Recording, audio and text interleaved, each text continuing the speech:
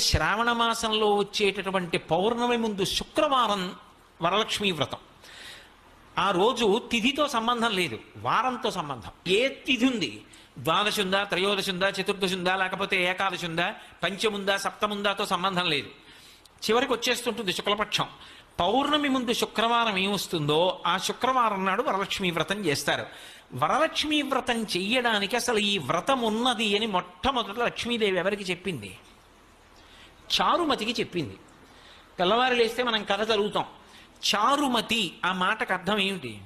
నిజానికి అద్భుతమైనటువంటి పేరు, ఆడపిల్లలకి పెట్టడానికి పరమయోగ్యమైనటువంటి పేరు చారుమతి. ఎంత చక్కటి పేరు!